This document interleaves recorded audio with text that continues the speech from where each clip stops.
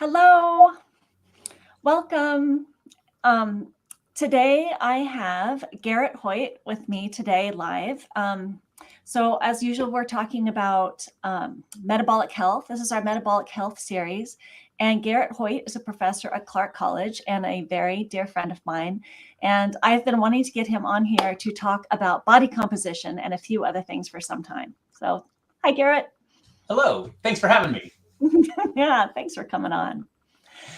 So Garrett is a professor at Clark College near here in Vancouver, Washington, and he primarily teaches mind-body health. He teaches exercise program design, sports nutrition, exercise physiology, and fitness testing. He has a master's degree in exercise physiology that focus on bioenergetics. And we might get into today as a little bit is he had the opportunity to work with Dr. Loren Cordain, who did the research on the Paleo Diet. And he also worked closely with some people who were working on the benefits of the vegan diet. So sometimes Garrett has some great insights on, especially on two diets that seem like polar opposites. And I think he's able to address a lot of the nuances there without getting caught in dogma, which is so rare these days. Yeah, so thanks. I'm really glad you're here. And I kind of had to thread the needle because your classes have wrapped up, but then you're leaving town pretty soon to hike the Washington portion of the Pacific Crest Trail. Yes, I did the southern half last year and we got sort of smoked out by forest fires. So we're going to do the northern half this year. Just of Washington, and then since I'm out there, I'm going to try to walk home from Snoqualmie. You're going to walk home from Snoqualmie. That's the hope. Okay. Oh, I hope it works better this year and we don't have as much forest fire. Me too. Yeah. So, I think we have very similar interests, and I wanted Garrett to come on here because of course, I'm hoping to reproduce a lot of a conversation that Garrett and I have been having, but had on his front porch a couple of months ago, because I got a DEXA scan done, as some of you know, in my journey to try to learn how to improve my body composition. And so I had him help me go through it. So I want to get to that a little bit, but first of all, how did you, I know you're big into fitness yourself. You've done some you did an Ironman triathlon a few years ago. You hiked the PCT, you walk the talk, which is so interesting. So what got you into studying nutrition and exercise physiology? Is this something you were always interested in? Sort of. I guess when I was 12, my uncle, who I'm going for a hike with this afternoon, invited me to do the Seattle to Portland bike ride. So it's 200 miles. It was over 2 days, and he invited me to do that. And I remember telling my best friend that I'd been invited to do that. And he's like, "You can't do that." And that was the beginning, right? I'm like, I am not going to. You can't do that. Right. I'm not going to put up with that. So I did. I rode the Seattle Portland. I did that bike ride the first year. It was on my 13th birthday. Wow. And then I did that, every year for years. And that was sort of the introduction to really loving cycling, loving endurance activities. I ran track and cross country in high school, raced my bike.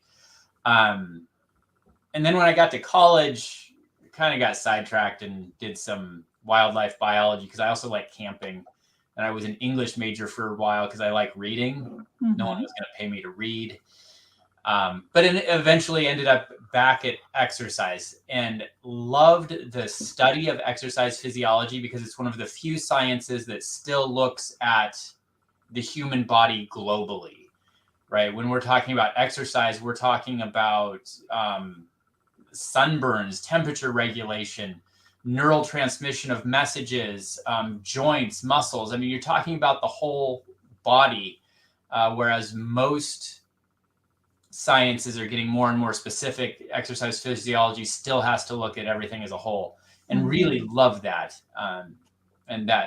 So I just kept going with that. Yeah, good. Yeah, I could see how that is. And you were at Colorado? Colorado State is where I got my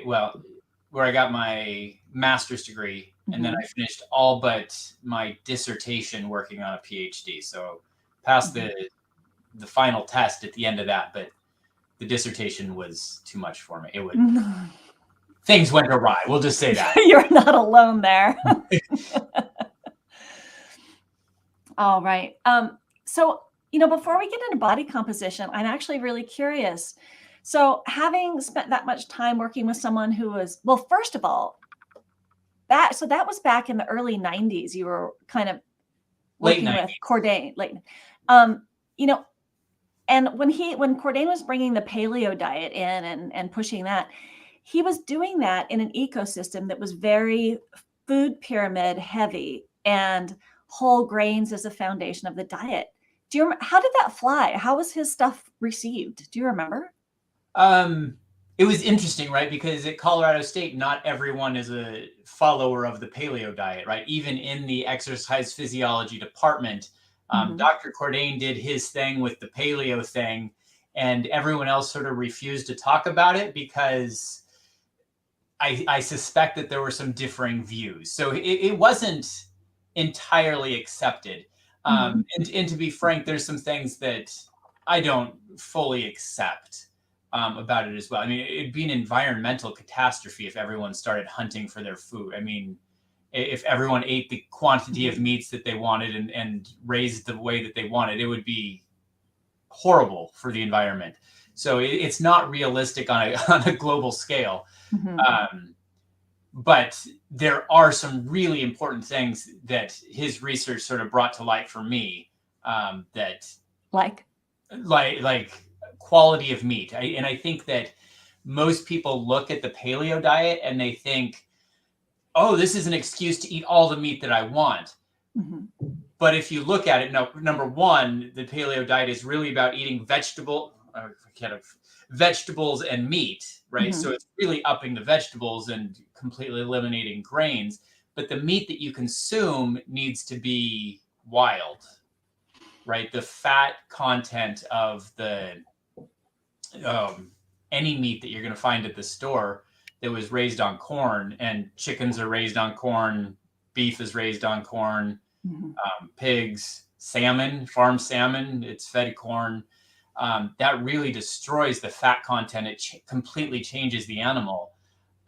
So if you're really doing the paleo diet, you need to be hunting. You need to be eating grass-fed beef. I mean, and I'm still a college professor. I don't make loads of money. I can't afford to eat the paleo diet unless I start raising the animals myself. The pure paleo diet. Right.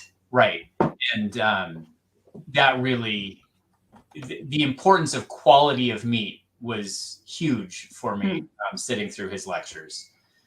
Right. Yeah, I know when I talk to people a lot, when I'm like doing an intake and asking somebody about their diet, they'll say, I eat pretty clean. I only eat chicken. I don't eat beef. And I'm really quick to remind them that it's not the meat you eat. It's what your meat eats. Yes, absolutely. 100%. Yeah. And that's what he talks about, isn't it? Absolutely. Right. It's the fatty acid profile changes completely once they start eating. Yeah. Which affects inflammatory effects on our bodies, which is, leading causes of death. They're all inflammatory related. And so pitch that against a vegan diet for health that you were exposed to in an academic setting. Yeah. So my PhD, I studied under a professor who is really into the China study, Dr. Colin Campbell. And he was no animal products and really focused on the grains, which is on one hand is completely opposite of the paleo diet. But what I really took from this, which I think is huge, is that you can choose, right? If you're going to eat a lot of meat, you need to invest in quality meats and get rid of the garbage carbohydrates that we eat. If you're going to eat a lot of carbohydrates, you need to find quality carbohydrates that are whole grains, that are good carbohydrates, and get rid of the junk carbohydrates. I sense a common thread. Yeah, and eat a lot of vegetables. I mean, they both focus on vegetables. They both eliminate dairy, which was my master's thesis, right? I was sort of, Dr. Cordain and I were sort of the odd couple. I was at that point fairly religious, and he was, as a Paleolithic researcher, not very religious. Mm-hmm. And he said something in a class one day. He's like, "This is a master's thesis ready to happen. Just let me know if you're interested." And I'm like, "I am ready for someone to have an idea for a master's thesis." And we studied milk and the insulin response to milk. That's right, you did. So side note, those of you who have worked with me, so I hit groups of people up with continuous glucose monitors, and we get that, we look under the hood, how is food affecting your particular blood sugar? And one of the things that surprises people the most, it is always the first thing we addressed in the first week is, oh my gosh, the stuff I'm putting in my coffee is destroying my blood sugar. It's like El Capitan from just the little bit of half and half even that people put in their coffee. And I often talk about the work that you did and how insulin affects their health, and how dairy products affect their insulin. So tell me what you found. Yeah, well, found that the insulin response to milk, and I studied both skim milk and whole milk were the two things, but the insulin response was like 4 times what you would expect based on the glucose response to milk. And I appreciate, all the glucose monitor stuff is hugely important, right? Because monitoring glucose, although I suspect that more important than the glucose is the insulin that's following it. Right. And the fact that which we can't monitor in real time, like which is much more challenging to monitor, but they in general just sort of follow each other all day. When glucose goes up, your insulin goes up, glucose goes down, your insulin goes down. They're pretty they're in lockstep, except milk. Milk really there's a dissociation between the insulin response and the glycemic response. And Dr. Cordain, much of what Dr. Cordain taught about was that exposure to excess insulin really causes all sorts of problems. I mean, that's where everything from earlier age of menarche and earlier puberty, which we're seeing in our culture. I'm not sure if anyone's taking note, but it just keeps getting earlier and earlier. Nearsightedness, right? With it also following glucose and insulin response is growth hormone. And so with the way the eyeball is forming and growing and access to growth hormone, you're going to end up with higher rates of the higher insulin levels affects the eyes. You're going to end up with certain cancers, right? Are associated what women who are taller are more likely to have breast cancer. And Dr. Cordain sort of hypothesizes that that's a function of insulin response, perpetual elevated insulin levels that are going to be associated with growth hormone. And when you stop growing, growth hormone still makes stuff grow, like cancer. Right. Anyways, so yeah, he links it to all sorts of stuff. I don't have the whole list. Acne. I mean, all of it. Anyways, but we know that. I mean, we know that milk is a growth thing. I mean, milk helps children grow.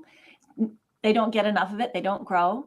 I think back in the in the Second World War, they had to turn away a lot of people for service in the war, and that's one of the reasons the USDA has a school lunch program with subsidized milk, was to make sure that there was enough protein, calories, and we know that milk actually helps children grow and get bigger, and it helps growth.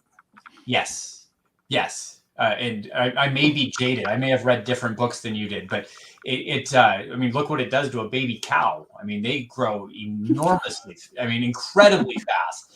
And when I was trying to find the cause of why there was that such a high insulin response in the body, what was causing that, because the glucose didn't describe it, the fat didn't describe it, or explain it, and the protein doesn't really explain it because it's not happening in ice cream or cheese. Mm-hmm. The thing Yay left for cheese. the thing left was the hormones that are in the milk, and the cow doesn't have to be injected with hormones in order to have hormones in the milk. Mm-hmm. And milk is designed, just what it is, to provide a hormone stimulus to the baby cow, and that can affect us. Mm-hmm.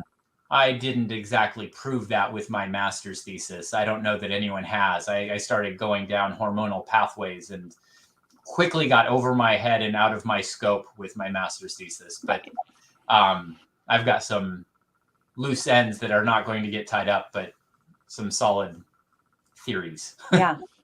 Suspicions maybe is better than theories. Yeah. But I see it certainly matches when, we see big changes in people just switching what they're putting in their coffee. Some of it is just they're spiking their blood sugar, but a lot of my clients will switch from putting, we know half and half. It is half cream and half whole milk. So it's in there. And as soon as they shift, a lot of them will shift to doing what's called a bulletproof coffee, where they put, some ghee or unsalted butter and coconut oil, and then blend that up so that it doesn't stimulate an insulin or a glucose and insulin response at all. That just by itself makes a big difference, because most adults I know aren't drinking a lot of milk, but they are getting it there, and that's enough. Yeah. And I completely cut milk out. I actually really enjoy milk. Don't tell anyone I said that, but I actually like the taste of it. So, but yeah, I went years without ever touching it after some of the literature that I read about it. But it's sort of creeped back in, and I had a bowl of cereal this morning with milk on it for the first time in months. But anyways, it would be today. Yeah, exactly. All right. Well, I'd love to jump into body composition with you. Okay. All right. Yes. So I'd love it if people listening, if you're listening live, if you have questions about this, to put them in the chat, because I'm watching that. But I thought what would be interesting, well, at least to me, so you guys will just have to deal with what's interesting to me, is I got a DEXA scan, and I know a lot of women my age will be getting their first DEXA scan, which is, and a DEXA scan is a scan that you get that most of us use to measure our bone density. But that same DEXA scan will also spit out information on body composition, like muscle mass, lean body mass, and fat percentage. And it does a pretty good job. For the price of what it is, you get a really interesting readout. And so people who follow me know that I'm using that, and I have my methods that I'm trying out to see if I can bump up my muscle mass a little bit. I'm in my mid-50s. This is a good thing to be doing for me. Probably a good thing for anybody to be doing to increase muscle mass. But I'm doing it in a way that feels sustainable to me. I'm not going hog wild on this. And then I'm going to go in again and get another DEXA scan done after anywhere from 3 to 6 months, depending on how much I procrastinate this. So I asked Garrett to look at this and help me figure out what my DEXA scan results mean. And then we can talk about strategies, because I think there's a lot of other people listening who might be in the same boat, might want to know, what's my body composition? Because you do want to know your bone mass. You want to know, how much muscle fat mass you have, what you're at risk for, and then strategies to, of course, increase muscle, increase bone. We're not going to talk about bone mass today. That's a whole nother conversation. But increase muscle and maybe decrease fat at the same time. So I'm going to do a screen share. And Yes. I'm going to share my DEXA scan. Y'all are going to see all of my data.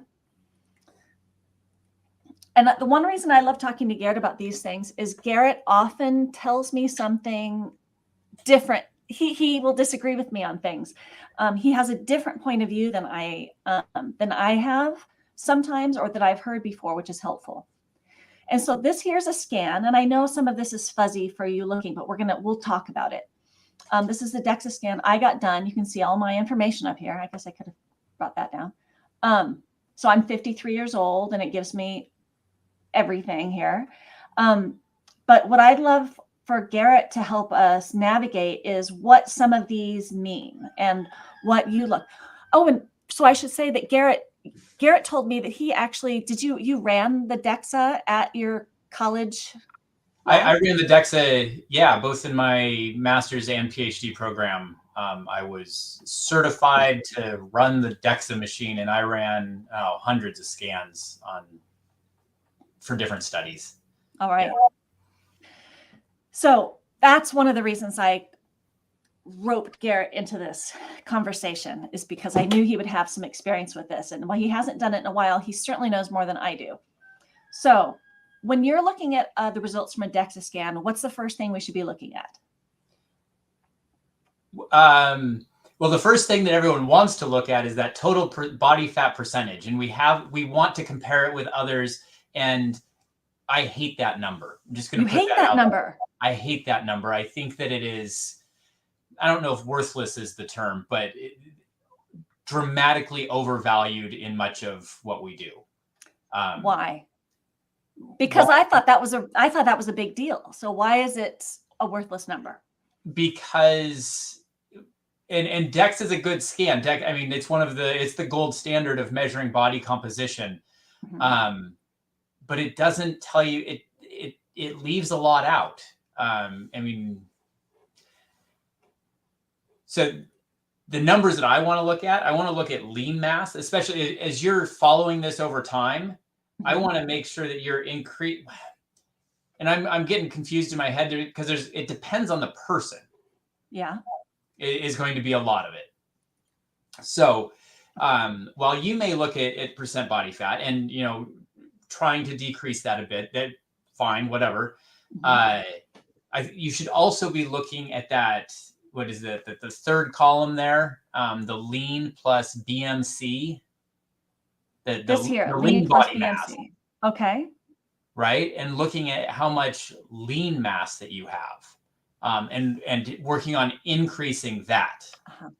Know, I'm going to pause you there because I was actually just listening to someone else talk about this and reading that someone was saying that even if you see somebody who actually is carrying quite a bit of weight, like extra fat, if there's somebody who lifts a lot of weights and carries a lot of lean body mass, that their lipid numbers, their labs, and their metabolic health risks are going to be far lower, even though they have a lot of body fat. Absolutely. You can make up for that in lean body mass. So that's what you're saying? Absolutely. Yeah. And I mean, that's the metabolically active stuff. You want more of that generally.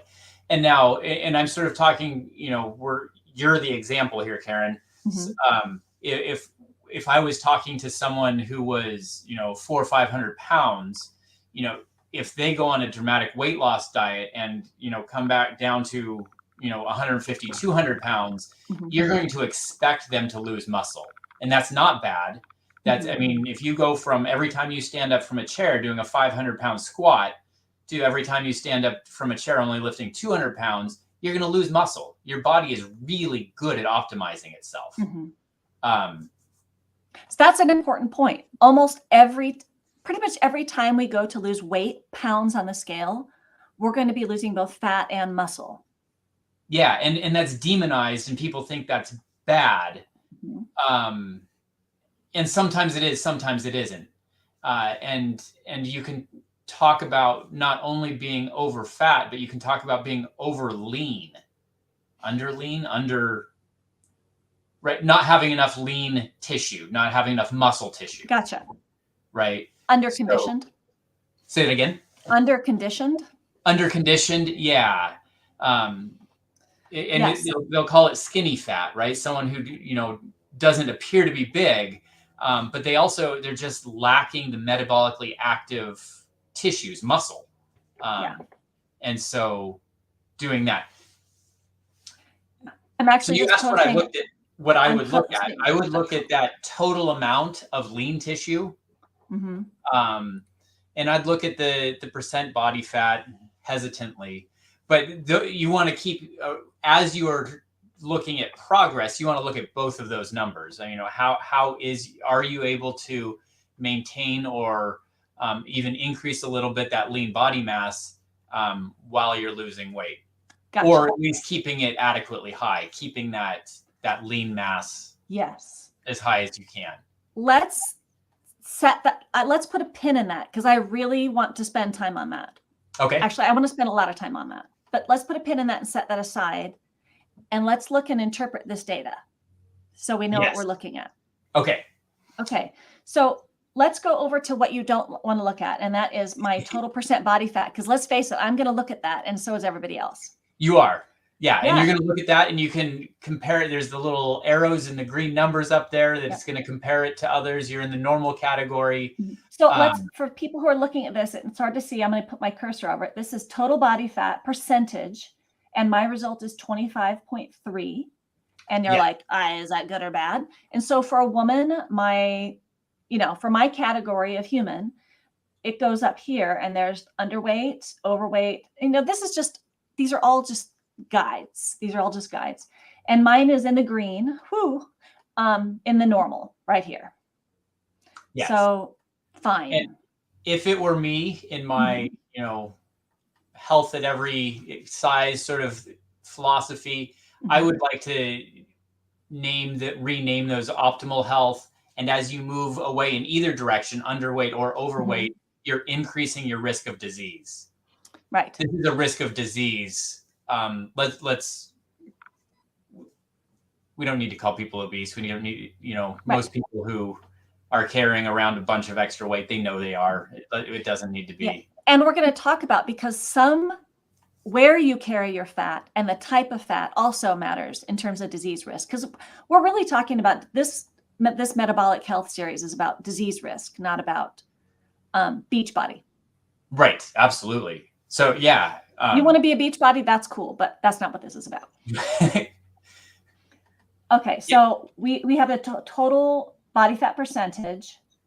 And then we have something down here called the android gynoid ratio.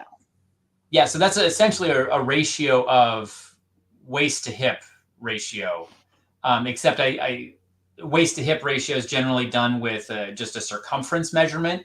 And this appears to be done with the amount of adipose tissue that you're carrying in your waist versus your hips, creating a ratio.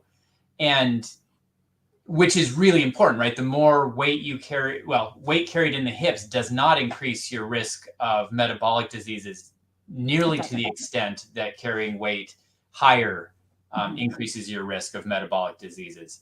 So let's pause that for a second. So what Garrett's talking about is where you carry your fat is correlated with disease risk. So we know that, like, you might have heard it like apple-shaped. People who are apple-shaped, who carry they put their body fat around in their belly, that is linked with a higher risk of metabolic disease. Usually visceral adipose tissue, as opposed to the pear-shaped person. I'm clearly a pear-shaped person, and you can even see on here I have more adipose tissue in my hips and less in my waist. So that's that android gynoid ratio, and you can see mine is 0.8. So it's less than 1, which means I'm pear-shaped. If it was higher than 1, it would mean you had more fat up top, and that would be the apple shape with more risk.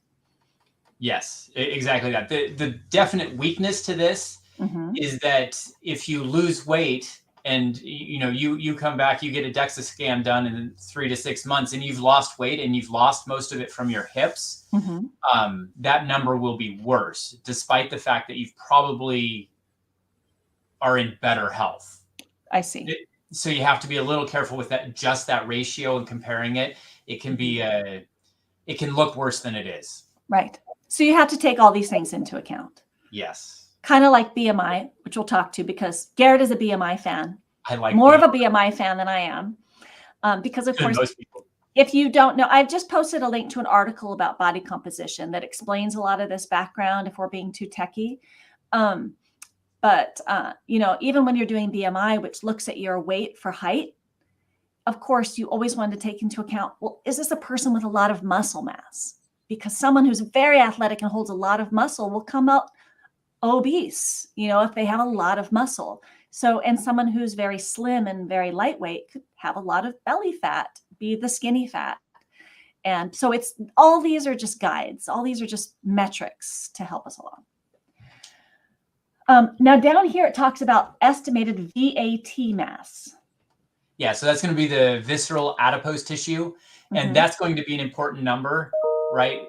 And I think the two most important numbers on here are that visceral adipose tissue and the lean tissue, right? Recognizing those things, trying to decrease the visceral adipose tissue. And that's the fat stored in and around your organs. And it has a tendency, it's not good. That is the stuff that increases risk of disease. Yeah. So this is also in that body composition article that you can click to later. The visceral adipose tissue is especially when we have a higher level of insulin. We were talking about how when we have higher levels of insulin, hyperinsulinemia, we're getting towards that insulin resistance. That's when you start storing fat, and you tend to store it in that visceral area around those organs and in the liver. And it causes an increase in inflammation, and that is what's correlated with metabolic disease. Yes. And as opposed to plain old subcutaneous fat.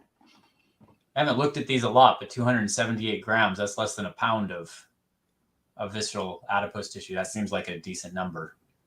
Well, that's what we're hoping for. That's what we're hoping for. Yes. Yeah.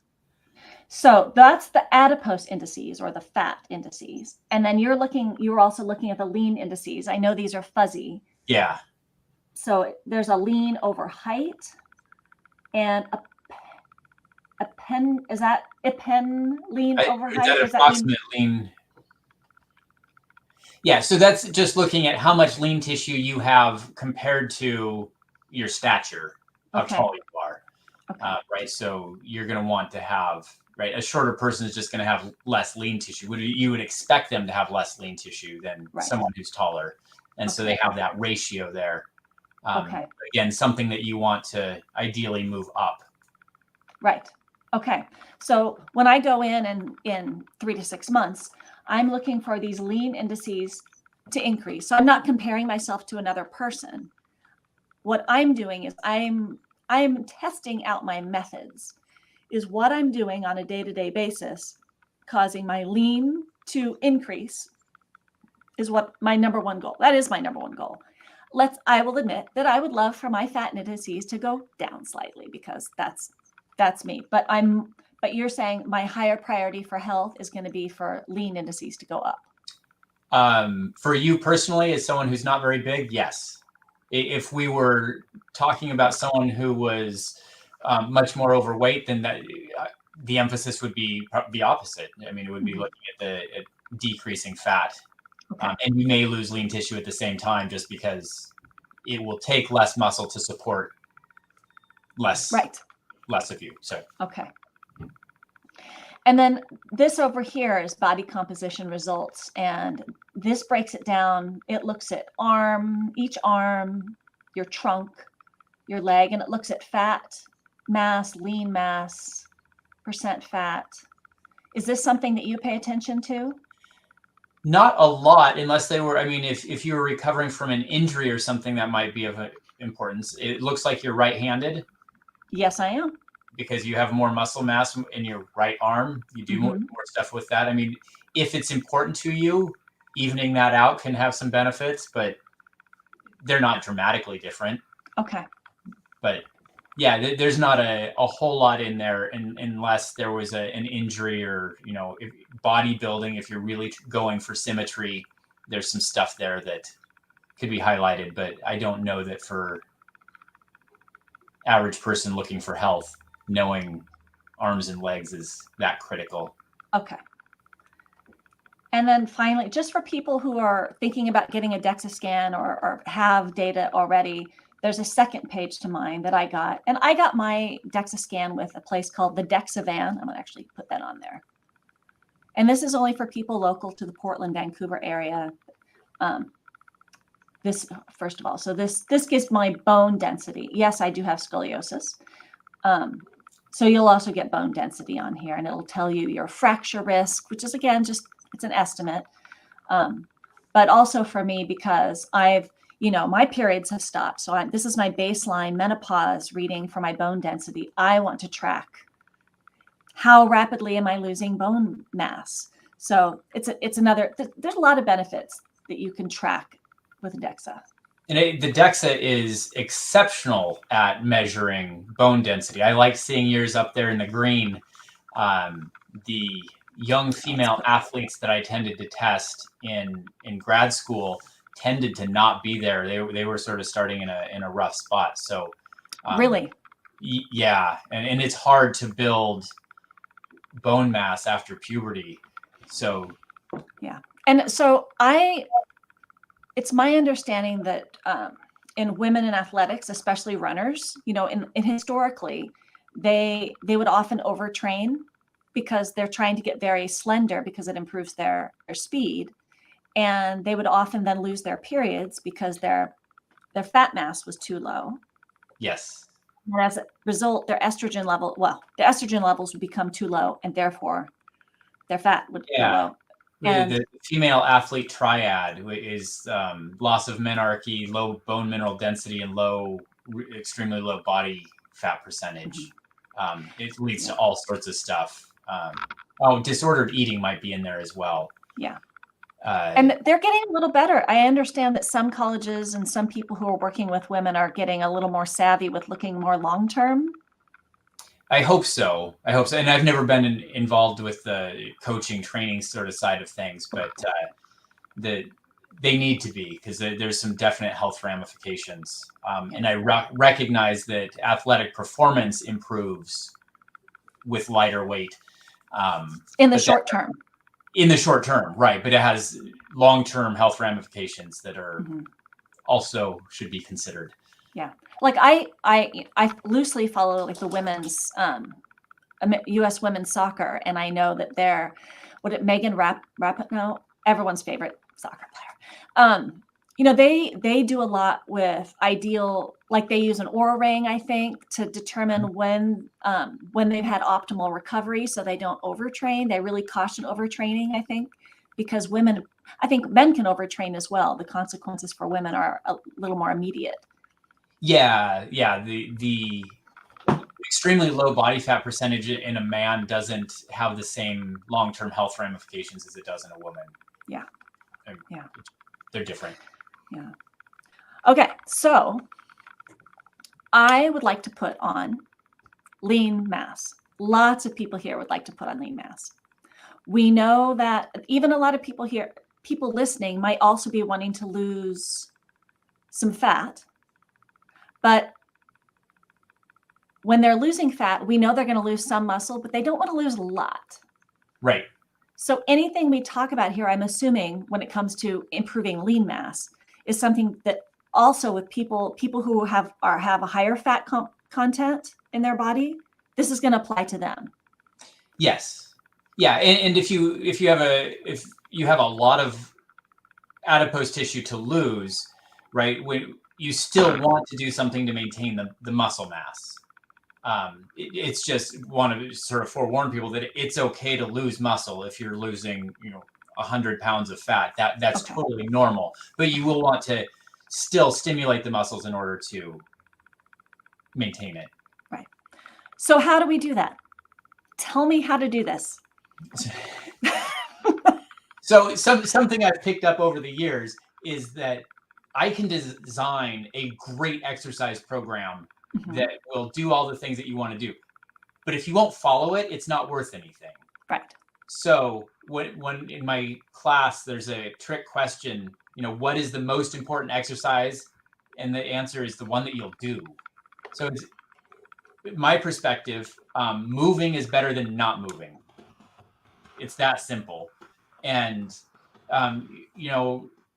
there are the standards that the American College of Sports Medicine or the American Heart Association put out there that, you know, you should be doing resistance training and stretching at least twice a week. And you should be doing cardio most, if not all days of the week for a total of 150 minutes a week. Those are standards that are put out there. That's a place to start.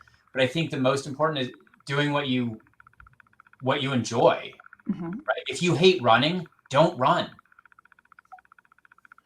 Right? You know, for me, I hate resistance training. I hate going to the gym and lifting heavy things. It just drives me nuts. It feels so worthless to like lift something and then just set it down. So, right? You'd rather build something on your property. Exactly. That is exactly it. So I have structured my life so that I always have a shed to build, or I have This is true. Garrett has built many, many sheds. I have built many sheds, and then I tear them down and use the wood to rebuild new ones. I don't know why that's suddenly looking like a bad idea. Anyways, but I have a big garden, and I have dirt delivered regularly so that I can improve the soil, and because that works for me. Moving dirt around, operating a shovel and a pitchfork, swinging a hammer, lifting lumber, that is what helps me stay active. I enjoy that. I don't know why, but I enjoy that. I enjoy running and cycling. I really enjoy hiking.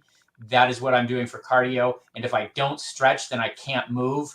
So I stretch every night before I get into bed, because otherwise I can't get up in the morning. It's embarrassing. Right. We've been there before, haven't we?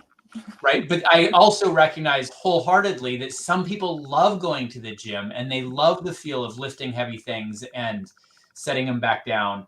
And if that works for you, if you really enjoy that, do it. So if I'm going to ask for me, and if anybody else has a like do me, you go ahead and ask in the comments. But I'm here with Garrett, so I'm going to have him do me. So I do go to the gym. I go to the gym twice a week. I walk my dog. I will run some, and I stretch regularly, and I do Pilates once a week with Radiance, my Pilates instructor, who's on right now listening to us. So if you were to prescribe and design a workout for me that would help me build muscle that was moderate, what would you tell me to do? What would you tell me to do in the gym twice a week? I would make sure that you are doing an upper body pushing movement, something that works the chest and triceps. So you push forward, push up, both would be great.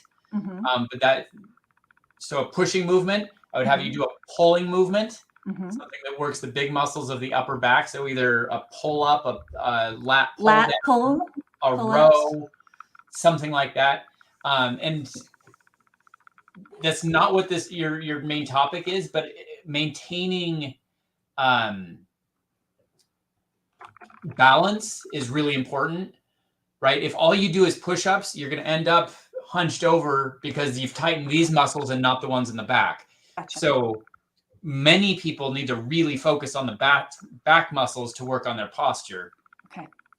So when you say balance, you don't mean not falling over. You mean balancing your body. Yes. Okay. I am going to actually count myself as one of those that really needs to focus on back exercises to work on my posture. But this is about you. So a pushing movement, a pulling movement, a bending movement, and a twisting movement. So things that work the abdominal muscles, the core, and the abs, the obliques, the big muscles in the center. So I realize that you're not bending when you're doing a plank, but you're in a position where you're preventing yourself from bending. Your Pilates would fit in very well there for that. And there's a lot of bending in Pilates. There's a lot of bending. Yeah. And then the last two would be squat and lunge. So exercises that work the big muscles of the leg, the glutes, quads, hamstrings. With those 6 movement patterns, those are the fundamental movement patterns. You should be doing each of the movement patterns at least twice a week. That would be my exercise prescription for you. Do each movement pattern of strength training twice a week? Yes. So and how long do I need to do them for? Like, should I be in there for an hour or a half an hour? I'm maxing out as an hour. It takes you. And I would say it depends on the person. Depends if you're looking to maintain fitness.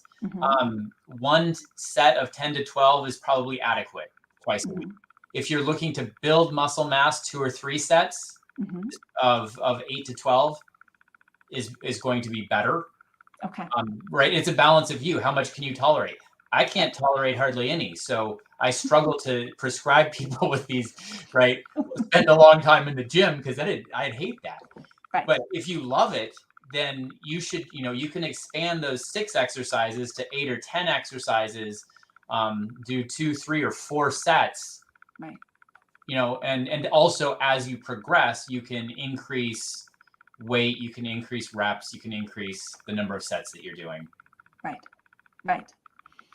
Right. So, I mean, a lot of this stuff can be done out of the gym. I know before I was at the gym or like during the shutdown, I was often in my shop with bricks and a bucket full of rocks and a pull-up bar and just doing body weight stuff.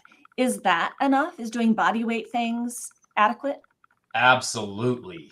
And I am actually a big fan of body weight stuff. I feel like when you start putting a number on it, when you're lifting a weight, then you get competitive and people, maybe it's just me, maybe it's the testosterone speaking, but I want to compete with the guy next to me. And then the next thing I know, I'm lifting more than I really should be. And my form goes to pot, and then I'm injuring myself. You lift more than you should be and your form goes to pot. So what's the problem with your form going to pot? Well, then you're using muscle that you shouldn't be using, right? If I'm doing a bench press and start twisting and turning, I mean, that's when back stuff, or probably more significant if I'm doing a bend or a twist, and I'm doing a deadlift or a squat and I get too much weight and I start using my back or other stuff. I had a herniated disc about 5 years ago, and that's a good way to do it again.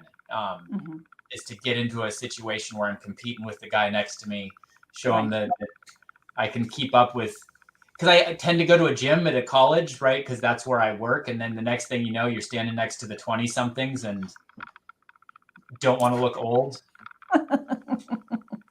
Right. I know I do a lot of free weights at my gym, and I'm able to do a bench press with the bar with weights on the side of it. I know there's a better, cooler word for this.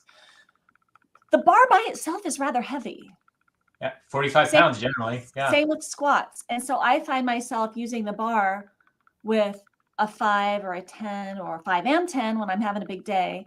And I'm almost needing a number 10. I'm like almost needing a spot for a weight like this big. So it's real. The struggle is real with that. Yeah. And gyms are incredibly intimidating. So yeah, there's a lot that you can do at home. There's you can do push-ups, and if that's not enough resistance, then have a kid sit on your back. We have kids of a variety of sizes. He has 5 if you need an extra one. Exactly.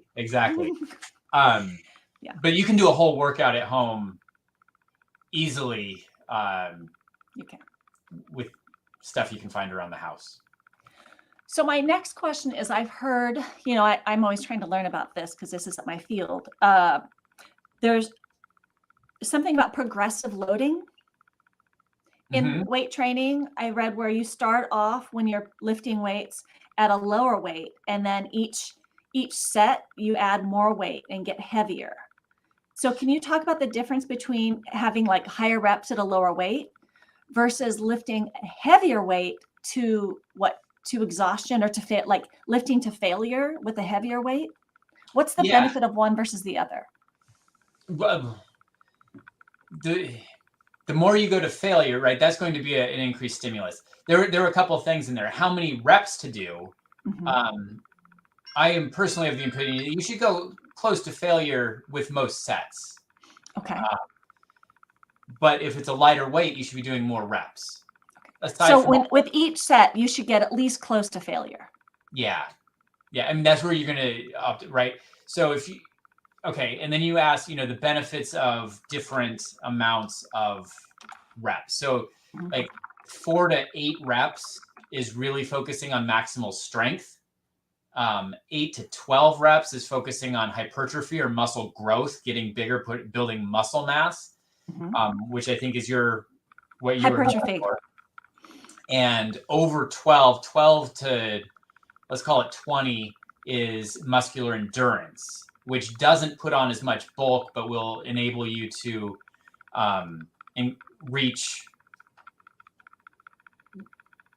be able to do something for longer. Okay. It's still a functional strength. Yeah. And if you're doing more than 20 reps and you think that you're focusing on resistance training, you're really just doing really inefficient cardio. All right. Right. Okay. Yeah. That's a helpful description. Yeah. You just need more resistance. And so then if I say that you should be doing, you want to do maximal strength stuff and you should be doing, 4 to 8 reps, you can't pick up a 10-pound dumbbell, do 8 dumbbell curls and say, that's going to help my maximal strength. Okay. Okay. You need to at least get close to failure. Okay. That makes sense. Can I switch gears and talk about fueling your workout to optimize hypertrophy? Or hypertrophy means gaining muscle. Yes. So eating before, because some people are exercising in a fasted state to burn fat. Some people are eating before. Do you have thoughts on eating before or fasting before? And then I'm going to ask you about what you should be eating before and after. Okay, so again, I'm going to go to, it's going to depend on your goal. Mm-hmm. I'm personally a proponent. I eat before I work out because otherwise I feel like crap. That's right. And because most of my workouts are cardio, and if you run low on glucose, on muscle glycogen, you're not going to feel good. You're going to hit the wall, you're going to bonk, and you're going to feel bad. Mm-hmm. So you fuel your workout so you can have a better workout. Yes. But with that said, if you're training for like an ultra marathon where you're going to depend heavily on fat as a fuel source, exercising in a fasted state will encourage your body to use fat better as a metabolite, as a fuel source. So you're training metabolic flexibility and fat adapting, it's called? Yeah. No? Yeah. And I say that and I suspect that there's ears that pop up like, oh, if I fast before I exercise, then I'm going to burn fat. And yes, but I think people misunderstand that we really need to look at a 24-hour day and not at what you're burning while you're exercising. Okay. Because it's simple. The more the higher the intensity, the more carbohydrates you use. The lower the intensity, the more fat you're using. Right now, sitting here in this chair, most of my energy expenditure is being met by burning fat. That doesn't make this an effective workout program. Right. Also recognize that the total number of calories that I'm expending is also pretty low. I'm expending, 50 or 80 calories an hour. Versus if I were to go run, I can get that up to 800 calories an hour. They're all carbs if I'm burning 800 calories an hour. But then when I stop running, my body's going to replace the carbohydrates while I'm burning fat. After you work out. After I work out. So it doesn't matter what you burn during the workout. Okay. You said something that made me want to follow up with a question. Because I work with people who either A, have type 2 diabetes, have pre-diabetes, or, they're somewhere in that insulin resistance stage. It's thought, diabetes is a fuel partitioning issue. You've got yourself often to a place where your body just uses carbs and it's not utilizing fat for fuel. And it's become very inefficient at using fat for fuel, is my understanding. Yeah. Oh, shoot. There was some stuff there that's not super clear in my head right now. Diabetes sort of starts sabotaging the body, and you have to really be deliberate to maintain blood sugars while you're exercising. Fun fact, your body can move glucose into a cell without insulin during exercise. They've isolated tissues, put them in a gel and completely devoid of insulin. They will uptake glucose because of the mechanical contraction of muscles. So let's put that in layman's terms. When you're exercising, you have insulin independent glucose uptake. You don't need insulin to sink the You don't need glucose. insulin at all. And the insulin that is present, your body, like during a workout, your insulin sensitivity improves during that During the workout. workout, your insulin sensitivity improves. Yes. And the more intense the exercise, the more your insulin sensitivity improves. So Right. that's where intensity really matters. It improves. The more intense it is, the more you improve your insulin sensitivity. In the moment. In the moment. Right. Okay. I mean, how long does that last? I don't know. But if you are exercising regularly, you're going to be gaining insulin sensitivity. And just to be really clear, insulin sensitivity is the opposite of insulin resistance. Right. Which is what leads to diabetes. Yeah. So that's what most of my clients are going for. That's where everybody's going for. We want to improve insulin sensitivity because that decreases your risk of diabetes and chronic health. It decreases insulin and storage of VAT. And so, and I will say it because it's true. The higher the intensity, the more it's going to improve your insulin sensitivity. But if that's demoralizing to you, walking is going to improve your insulin sensitivity. And walking will increase your insulin sensitivity dramatically more than sitting on the couch, right? Just moving. I mean, which is where it comes, what's the most important exercise? It's the one that you'll do. Yeah. Right. It's finding what motivates you and doing that. And we see that all the time when we have continuous glucose monitors on. We'll see glucose go up in any meal, but especially if we eat a meal and then we have cake, or we have cake and then a meal, glucose levels are really high, and people are like, how can I mitigate a high, a spike in blood sugar?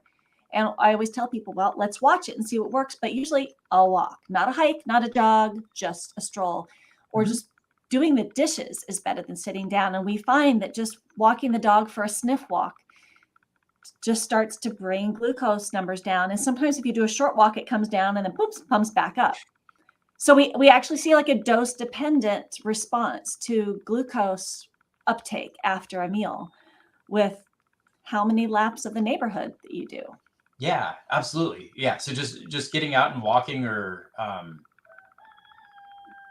whatever it is, walking, cycling, rowing, swimming.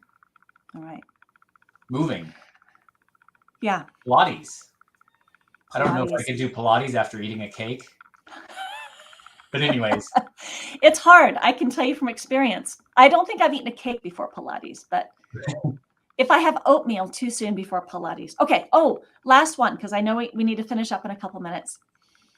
What do you eat before and after to improve muscle gain? Well, you need to have adequate protein.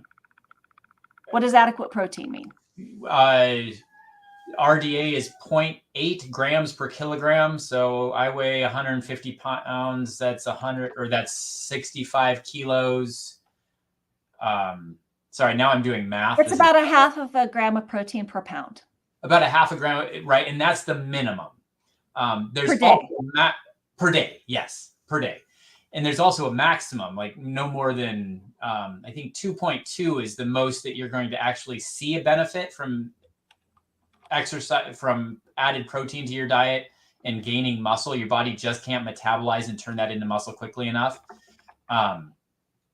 So 2.2 grams per kilogram, which is, I bet that's a gram. I'm just going to put in something that's pretty basic here. So let's say you divide that into 3. So let's say you weigh 150 pounds, that's 75 grams of protein a day. It's kind of your base, because I know that your needs go up in terms if you have stress or high stress, high endurance training, and various other things. So that's 75 divided by 3 is 20 something. 25. 25. Thank you. Oh yeah, it's 25. So let's say you only have 3 meals a day. You're going to go 25 grams per meal. About that. Yeah. And if you work out in the morning, like sometimes I have 2 breakfasts, and I'll have one before I work out, a small one before I work out, and then a recovery meal after I work out. Is that a good idea? Yes. I like to eat before I work out. If I eat too much protein, if I eat like meat before I work out, that sits in my stomach and it doesn't sit well, right? I know that about me. Some people can do it. My kids can eat like anything, anytime. But finding what works for you, and it's about fitting that protein in through the day, not about the timing of it. I'm sure there's research on it. I think that most of that research is geared towards elite athletes trying to maximize. Okay. If we're just looking for, what do we need? Getting the 75 grams to 150 grams a day, that'll do it for you. Right. So you just made 75 the bottom of that range. Yes. Yeah. Yeah. Yeah. Half a gram per day. I mean, that's a minimum. Up to a minimum per pound is about the maximum that your body can do. I would agree. And then after you work out, I think is crucially important is to eat something that has some carbohydrate in it. You have a window after you exercise when your body is especially sensitive and good at getting carbohydrates into cells to replenish what you've just expended.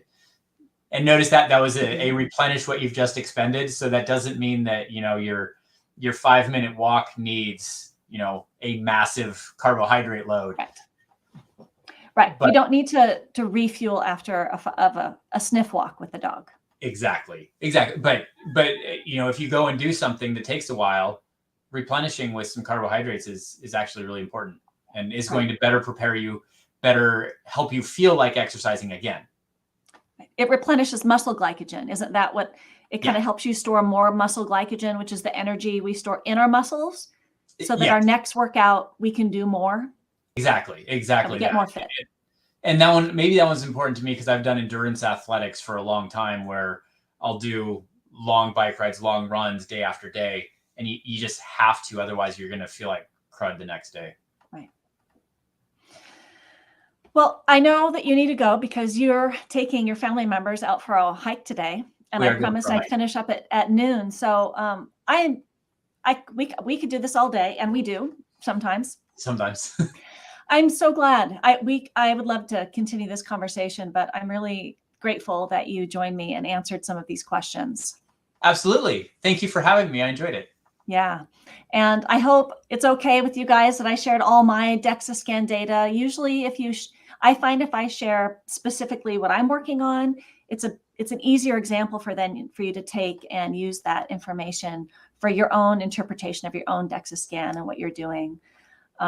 So if you're watching on the replay, I will put in some information in the comments about what we talked about today and some links. But otherwise, thanks a lot, Garrett. I really appreciate it.